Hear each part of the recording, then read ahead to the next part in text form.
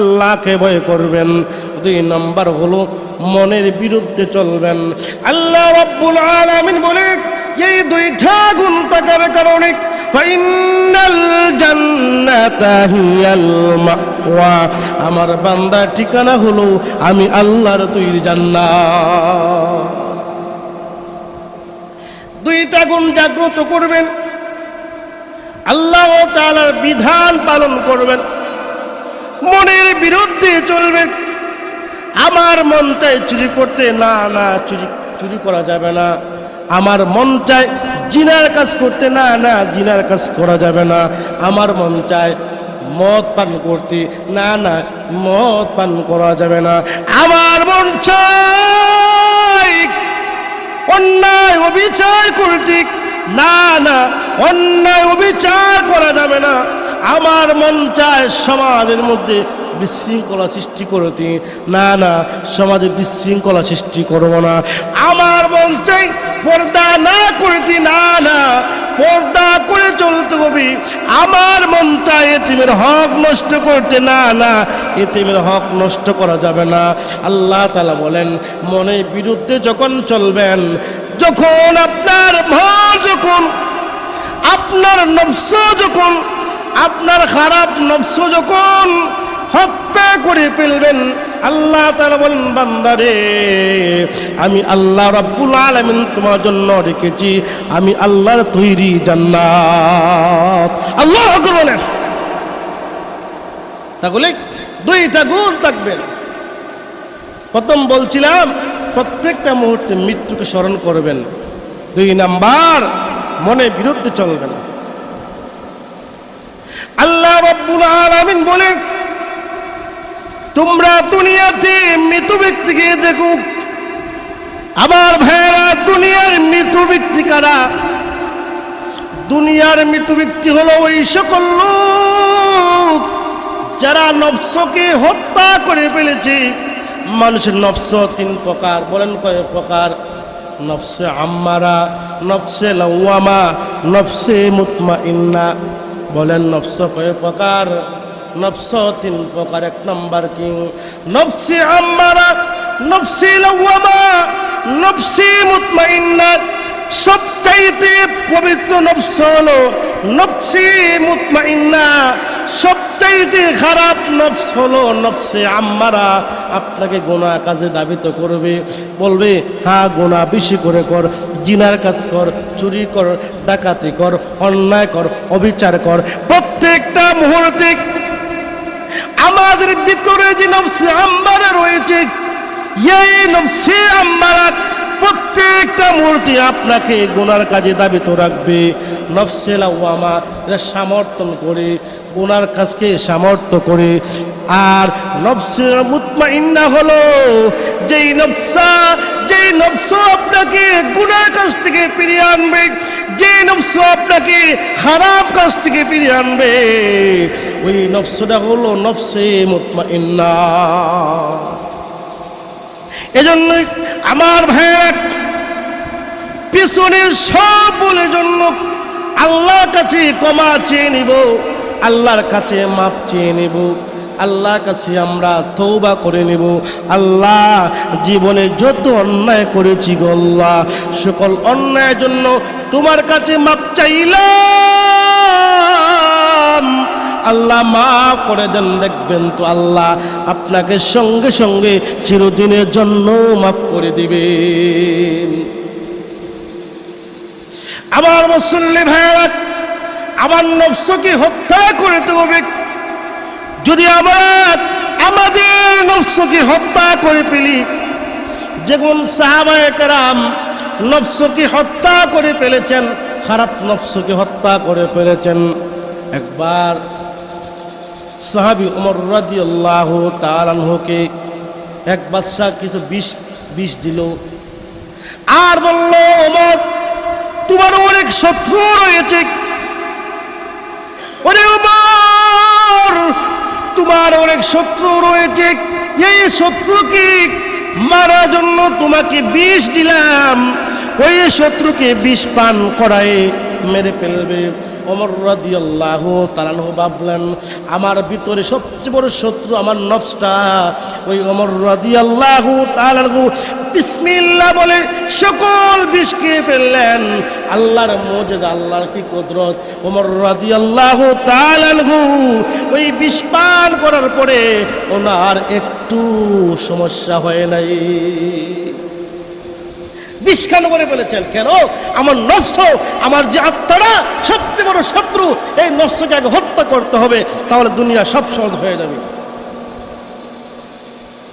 আমার ভাইয়েরা, সাহাবী ওমর রাদিয়াল্লাহু তাআলা আনহু আত্মহত্যার জন্য বিষ পান করেন নাই।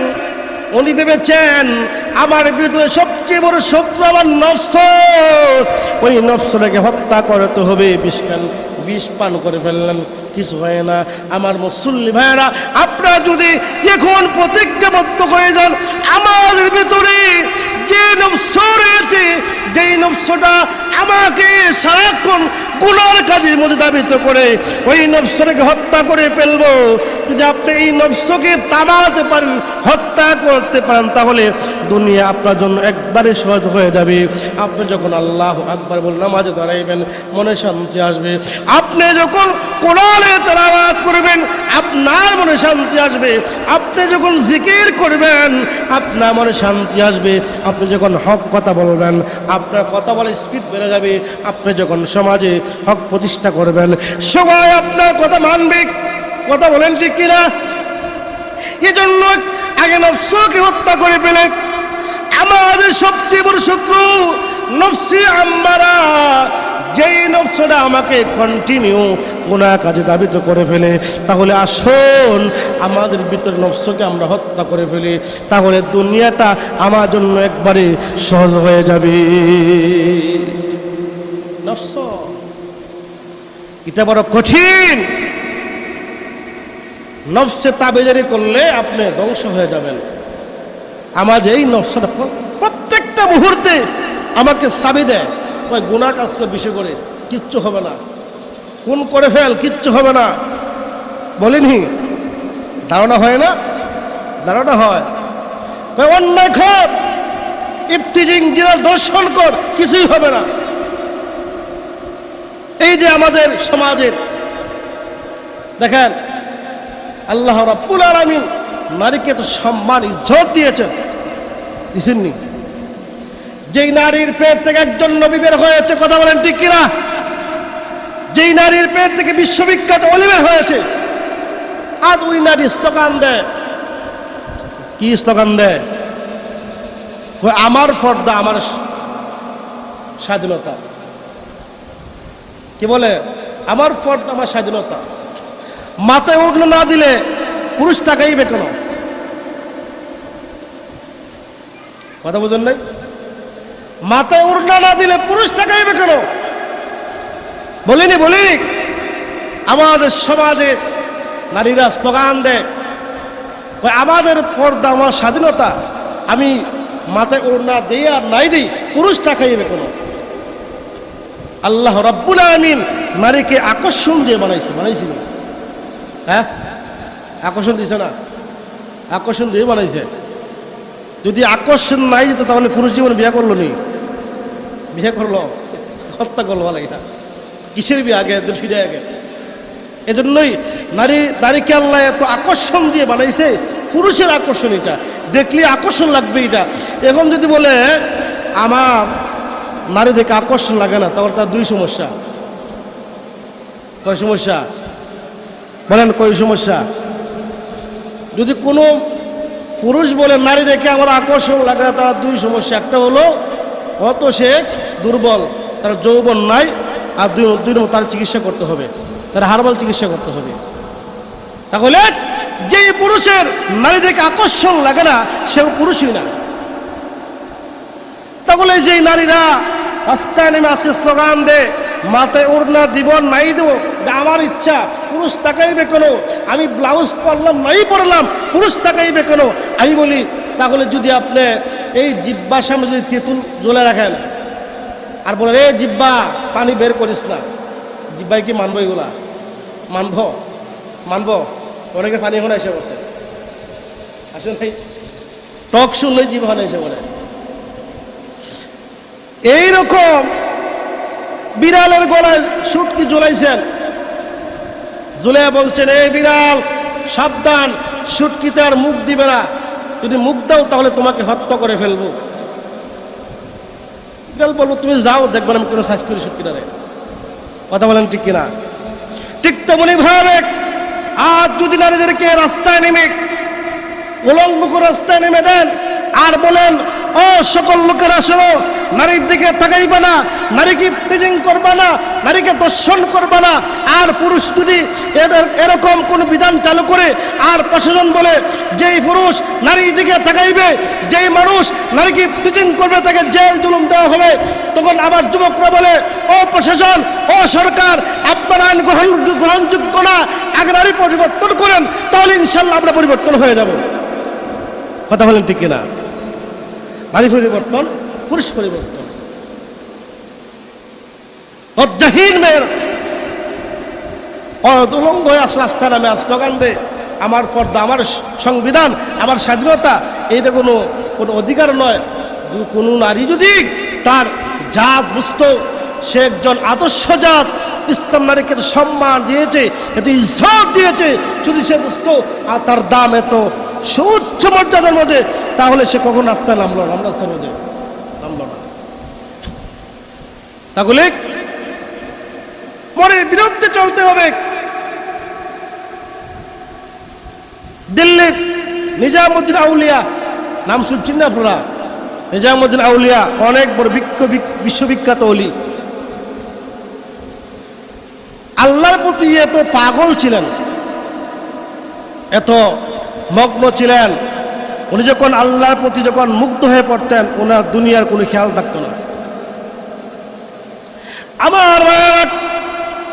আমাদের দুনিয়া দেখবে এত কতগুলি আল্লাহর পাগল আছে, যখন সারা আল্লাহ আল্লাহ জপতে শুরু করে দুনিয়ার খেয়াল থাকে না, তাকে দুনিয়ার খেয়াল, দুনিয়ার কিছুই তার মন থাকে না। নিজামুদ্দিন আউলিয়া রহমাতুল্লাহ আলাইহি আল্লাহর এত পাগল ছিলেন, এত আশিক ছিলেন, যখন আল্লাহ আল্লাহ জপতে শুরু করতেন দুনিয়ার খেয়াল থাকতো না। মাঝে মাঝে উনি বেহুশ হয়ে পড়তেন। উনার অনেক মুরিদ ছিল, উনার এই অবস্থা দেখে মুরিদরা ভয় পাইতো আর কষ্ট লাগতো। না না, আমাদের হুজুর খুব ক্লান্ত হয়ে গেছেন, পেরেশান হয়ে গেছেন, আমাদের হুজুরের কষ্ট আমার সহ্য হয় না। সকল মুরিদরা চিন্তা করলো, এখন কি করা যায়? যে হুজুরকে এত মহব্বত করি আল্লাহর জন্য, যে হুজুরকে তো ভালোবাসি আল্লাহর জন্য, আজ উনি অনেক অসুস্থ হয়ে পড়েছেন, কি করা যায়? তখনকার দিল্লিতে একজন সাধু ছিল। কি ছিল? সাধু। ওই সাধু যার চোখে এত পাওয়ার, যদি ওই সাধু কোন রোগ বলে ব্যক্তির দিকে তাকায়, সে সুস্থ হয়ে যায়। কি হয়ে যায়? যদি কোনো অসুস্থ ব্যক্তির দিকে সে তাকায়, ওই ব্যক্তি সুস্থ হয়ে যায়। ওই সাধুর এত পাওয়ার, তাকাইলেই মানুষ সুস্থ হয়ে যায়। এবার নিজামুদ্দিন আউলিয়া রহমতুল্লাহ আলাইহি সকল মুরিদ ভাবলেন, আবার যদি হুজুর অসুস্থ হয়ে পড়েন, তাহলে আমরা ওনাকে ওই সাধুর কাছে নিয়ে যাব। ঠিক এবার এই কথা মুরিদরা ওনাকে বললেন, হুজুর আপনি যখন বেহুশ হয়ে পড়েন, আমাদের অনেক কষ্ট লাগে, আমরা কষ্ট সইতে পারি না। দিল্লিতে একজন সাধু বের হয়েছে, ওই সাধু যার দিকে তাকায় সেই সুস্থ হয়ে যায়। আপনি যদি আমাদের অনুমতি দেন, তাহলে আমরা আপনাকে ওনাকে নিয়ে যাব, ওনার কাছে নিয়ে যাব। ওনার না না, সাবধান, তোমরা এমন কাজ করিও না, সে হচ্ছে একজন বিধর্মী, যদি তোমরা আমাকে ওনার কাছে নিয়ে যাও তাহলে লোকেরা বিশ্বাস করে ফেলবে, মানুষ গুমরাহ হয়ে যাবে, তোমরা এমন কাজ করিও না, সাবধান করে দিলাম। এই নিজামুদ্দিন আউলিয়া আবার একদিন অসুস্থ হয়ে পড়লেন, বেহুশ হয়ে অজ্ঞান হয়ে পড়লেন। তখন ওনার মুরিদরা বলল, আহারে এখন কি করা যায়? তারা পরামর্শ করলো, আমরা ওনাকে ওই সাধুর কাছে নিয়ে যাই, হুজুর কিছু বললে আমরা ওনার কাছে মাপ চেয়ে নিব। তাই করা হলো। ওনাকে যখন ওনার খাতিয়া যখন ওই সাধুর বাড়িতে নিয়ে গেলেন, সাধু বলল, আরে এত বিশ্ববিখ্যাত যে ওলি, উনি আমার বাড়িতে আসছে, যদি সব কাজ বন্ধ করে দিয়ে ওই সাধু ওনার দিকে তাকাইল, উনি সুস্থ হয়ে গেলেন। আবার ভাইয়েরা, ওই সাধু যখন নিজামুদ্দিন আউলিয়া রহমাতুল্লাহ আলাইহির দিকে তাকাইল, নিজামুদ্দিন আউলিয়া সঙ্গে সঙ্গে সুস্থ হয়ে গেলেন। এবার নিজামুদ্দিন আউলিয়া ওই সাধুকে বললেন, এ সাধু, তুমি এত বড় একটা ক্ষমতা কেমনে অর্জন করেছো? এবার সাধু বলল, হুজুর, আমার গুরু বলছে কাউকে বলন নাই, কিন্তু আপনি একজন মহান ব্যক্তি, আপনাকে বলতে হবে। হুজুর, তাহলে শুনুন, আমি আমার নফসকে এত প্রহার করেছি, এত আঘাত করেছি, ওই নফসটাকে আমি হত্যা করে ফেলেছি। ওই নফসকে হত্যা করার কারণে এখন আমি যাই করি সেটাই বাস্তবায়িত হয়ে যায়। নফস হত্যা করে ফেলেছি। এবার নিজামুদ্দিন আউলিয়া রহমাতুল্লাহ আলাইহি বলেন, যেই সাধু আমাকে উপকার করেছে আমিও তার উপকার করতে হবে।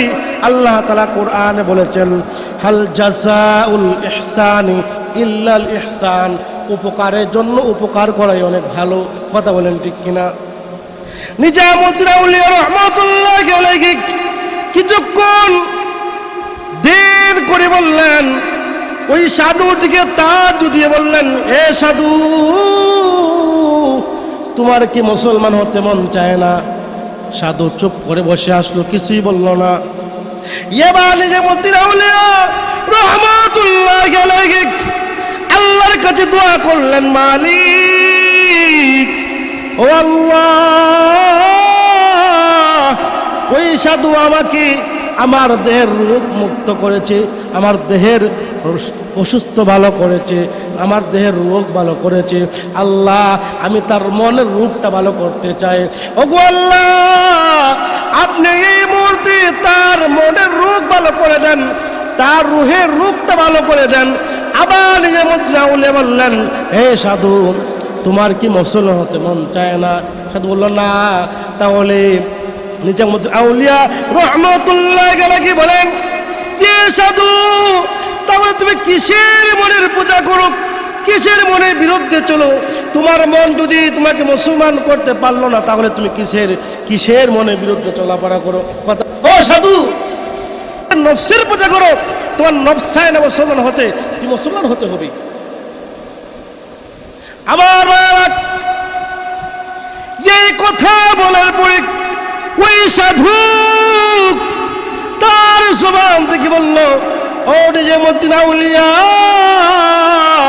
আমাকে এই মুহূর্তে মুসলমান বানান।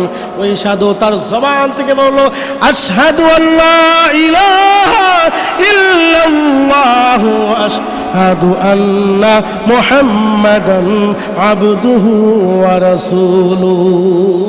আল্লাহু আকবার বলেন। আবার ওই সাধু নিজামুদ্দিন আউলিয়ার হাতে হাত রেখে চিরদিনের জন্য মুসলমান হয়ে গেলেন। এজন্য আবার ভাইয়েরা, মনের বিরুদ্ধে চলবেন, মন যা চায় তা করা যাবে না। মনের বিরুদ্ধে চলবেন, যতদিন পর্যন্ত আপনি মনের বিরুদ্ধে চলবেন, আপনি একজন আল্লাহর খাস ওলি হয়ে যাবেন, খাস বান্দা হয়ে যাবেন। যদি আপনি এই মনের বিরুদ্ধে চলেন, আল্লাহর বিরুদ্ধে হতে মৃত্যুবরণ করেন, কিয়ামতের মাঠে আল্লাহ আপনাকে বলবে, হেরে আমার বান্দা, দুনিয়াতে তুমি আমি আল্লাহর সন্তুষ্ট অর্জন করে এসেছো, তোমার কোনো হিসাব নাই, বিচার নাই, তুমি এই মুহূর্তে আমি আল্লাহ তোর জান্নাতে রওনা হয়ে যাও। এজন্যই মনের বিরুদ্ধে চলতে হবে, আমার নফসকে হত্যা করতে হবে, নফসের পক্ষে যাওয়া যাবে না। আজকে আমার যে অবস্থা, আমাদের যে পরিণতি, যদি আমরা আমাদের আমল আখলাক ঠিক না করে, ভালো না করে, তাহলে মরলেও ভয় নাই, ভয় আসেনি। আবার আমাদের কবর একটি ওয়েটিং রুম, ওয়েটিং নেই। কবর আমাকে ডাকছে, আসো আমার ঘরে আসো, দুনিয়ায় তোমার থাকার জায়গা নয়। মৃত ব্যক্তি প্রত্যেকটা মুহূর্তে যখন আল্লাহকে স্মরণ করবে, একজন বান্দা প্রত্যেকটা মুহূর্তে আল্লাহকে ডাকে আর মৃত্যুকে স্মরণ করে, সে কবরে গিয়েও তার অশান্তির কোনো কারণ নাই। যদি কোনো ব্যক্তি দুনিয়াতে তার নফসকে হত্যা করে ফেলেছে, যখন সে কবরে জগতে যাবে, যখন তাকে রূহ দেওয়া হবে এবং সে তার জবান থেকে বলবে আমাকে অজুর পানি দাও, আমি অজু করব, নামাজ আদায় করব। এমনি ফেরেশতা বলবে এই বাইনা, এইটা কবর, এটা কোনো তোমার দুনিয়া না। মৃত ব্যক্তি বলবে হ্যাঁ আমি আসর নামাজটা আদায় করব, আমাকে অজুর পানি দাও, আমাকে অজুর পানি দাও, নামাজ আদায় করব। আল্লাহ রাব্বুল আলামিন বলবেন ও ফেরেশতারা সাবধান করে দিলাম, আমার বন্ধুকে আর কষ্ট দিবে না, আমার বন্ধুকে আর প্রশ্ন করবে না। আমার বন্ধু দুনিয়াতে আমি আল্লাহ সন্তুষ্টি অর্জন করে এসেছে। এর ফেরেশতারা তুমি এই মুহূর্তে আমার বন্ধুর কবরটাকে জান্নাতের সঙ্গে যোগাযোগ করে দাও। আল্লাহওয়ালা ব্যক্তির, আল্লাহর মুমিন ব্যক্তির কবরটাকে জান্নাতের সঙ্গে যোগাযোগ করে দিবেন। কেমন শান্তি, কেমন আরাম। সত্য একটাই, দুনিয়ার ঝামেলা, দুনিয়ার সকল অন্যায় কাজ ছাড়তে হবে, দুনিয়ার ঝামেলা মুক্ত করতে হবে। যদি আপনি আল্লাহর খাস বান্দা হয়ে যান, আপনার চিন্তা নাই। চিন্তা আসেনি? চিন্তা আছে? وَمَن يَتَوَكَّلْ عَلَى اللَّهِ فَهُوَ حَسْبُهُ। আল্লাহ বলেন বান্দা আমি আল্লাহর জন্য হয়ে যাও, তোমার নামাজটা আমি আল্লাহর জন্য করো, রুকুটা আমি আল্লাহর জন্য করো, সেজদা আমি আল্লাহর জন্য করো, দান সদকা আমি আল্লাহর জন্য করো, কোরআন তেলাওয়াত আমি আল্লাহর জন্য করো, সদকায়ে জারিয়া আমি আল্লাহর জন্য করো, সমাজে হক প্রতিষ্ঠা আমি আল্লাহর জন্য করো। দুনিয়ায় যা কিছু করো প্রত্যেকটা মূর্তি তোমার জবান থেকে বের হবে আল্লাহর জন্য করেছি। আল্লাহ বলেন বান্দা দুনিয়া এত কিছু করার জন্য যখন তুমি আমি আল্লাহর নাম নিয়েছো, আমি আল্লাহ রব্বুল আলামিন তোমার সকল কাজের জিম্মাদার গ্রহণ করে নে। এজন্যই আমরা পাপ মুক্ত জিন্দেগি গ্রহণ করতে হবে। বলে কি মুক্ত? পাপ মুক্ত। আমাদের হাত, আমাদের পা, আমাদের জবান দ্বারা কোনো একটি অন্যায় কাজ করা যাবে না, অবিচার করা যাবে না। সব সময় আমরা ভালো কাজ করব। দেখেন কবর ওয়েটিং রুম আপনাকে ডাকছে, প্রত্যেকটা মুহূর্তে কবর আপনাকে ডাকছে। হে দুনিয়ার বান্দা, আমি কবর এমন একটি জায়গা যেখানে আলো নাই, বাতি নেই, বিছানা নাই, কোনো এসিও নাই। এসি আসেনি দুনিয়া। দেখেন আপনি মানুষ বিদেশ যায়, আফ্রিকা, ইউরোপ কান্ট্রি, সৌদি আরব, দুবাই, আর মুহূর্তে তার খবর নিছেন, নিছেননি? টেলিফোন আছে, ভিডিও কলের মাধ্যমে তাকে দেখতেছেন, আপনি দেখেন নাই? এই যে কবর, এই যে কবরের জগৎটা, আজ থেকে অনেক আগে আপনার আব্বা চলে গেছে, আপনার আম্মা চলে গেছে, অথচ আপনি এদিকে চলাফেরা করছেন। বলছেন আম্মু কেমন আছেন, বলছেন আব্বা কেমন আছেন, বলছেন ভাই কেমন আছেন, বলছেন। বলার ভাষা নাই, বললেও লাভ হবে না। কেন? তারা অনেক জগতে চলে গেছে। এই জগৎটা অনেক কঠিন। আমি ইচ্ছা করলে আমার দ্বারা সহজ হবে। তাহলে আমি বলছিলাম কি, আপনি দুইটা আমল করেন। বলে কয়টা আমল করেন? وَأَمَّا مَنْ خَافَ مَقَامَ رَبِّهِ وَنَهَى النَّفْسَ عَنِ الْهَوَى فَإِنَّ الْجَنَّةَ هِيَ الْمَأْوَى।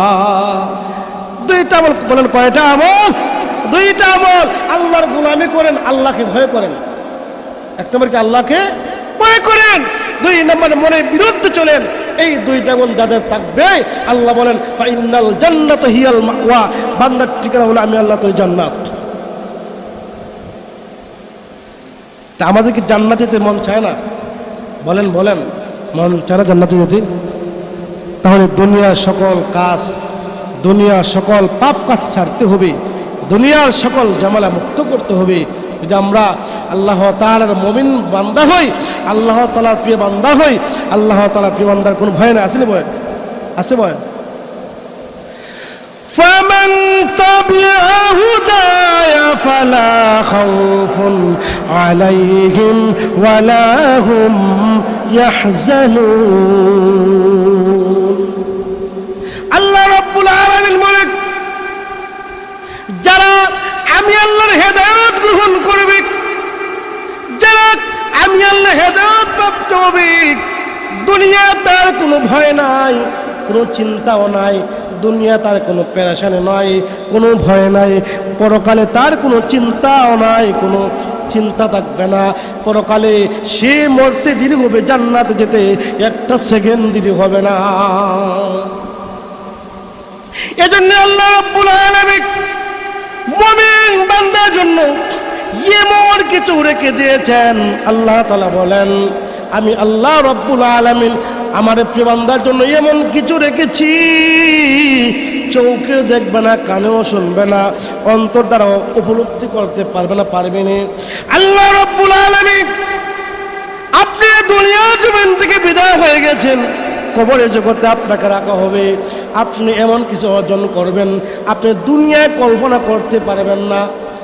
যেমন হাদিসের ভাষ্য, হাদিসে বলা হয়েছে, মালা আইনুন রাত, চোখে দেখবেন না, ওয়ালা উযনুন সামিআত, কানেও শুনবেন না, ওয়ালা খাতারা আলা কলবি বাশার, অন্তর দিয়ে কখনো ভাবতে পারবেন না।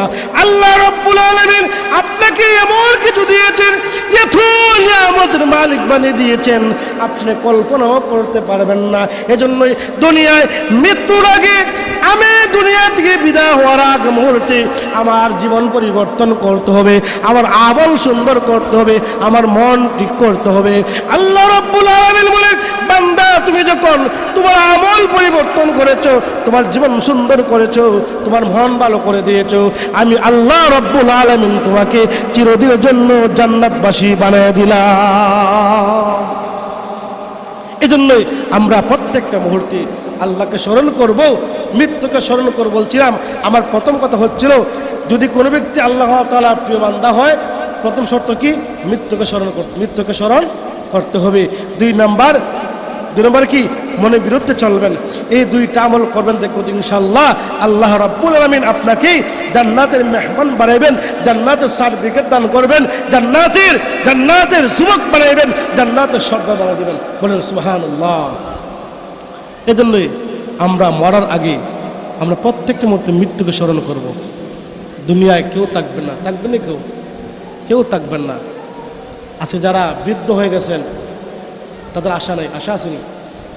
যারা যুবক তারা আশা আছে তারা বুড়া হবে না, তারা শিশু তারা আশা আছে তারা যুবক হবে, তারা যুবক তাদের আশা আছে কি বুড়া হবে, যারা বুড়া আশা আসেনি, আশা আছে আর আশা নাই।